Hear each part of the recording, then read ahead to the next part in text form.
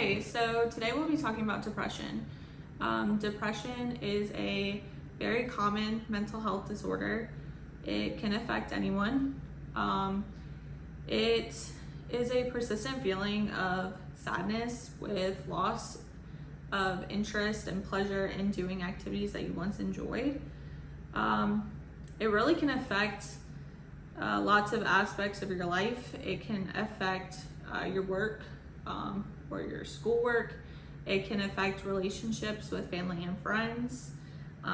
It can affect just doing daily chores or just daily hygiene, making it difficult to do so.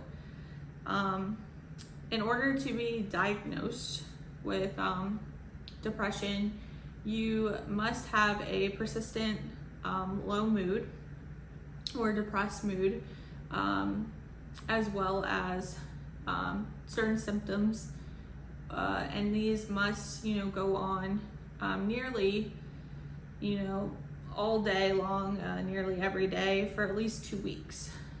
So some of these symptoms can include low mood, fatigue, difficulty concentrating, agitation, can be slowed body movements, sleep changes, so you might be sleeping too much or you might be sleeping too much less.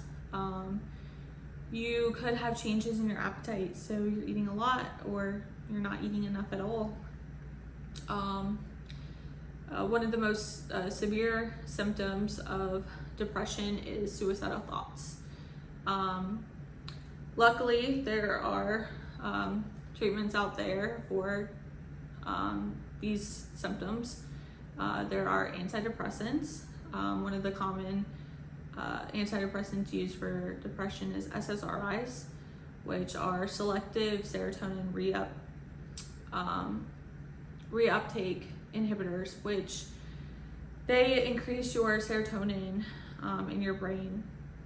And serotonin is a neurotransmitter that really just increases that happy hormone, so it can increase that mood and that focus, as well as that fatigue.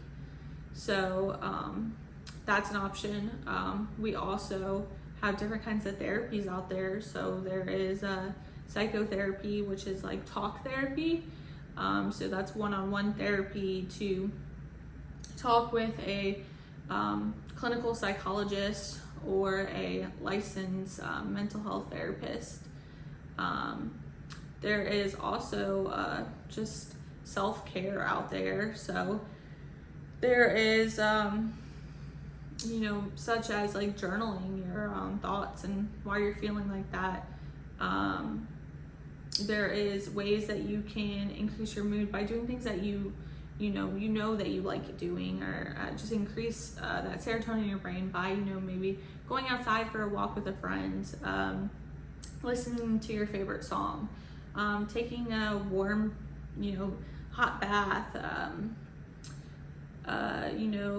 exercising, eating well, just getting those right nutrients in your body is really important.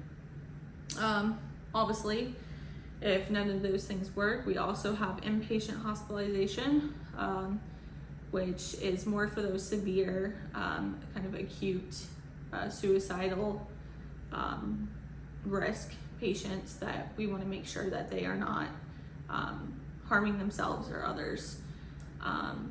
But luckily, there are treatments out there to help these symptoms and to make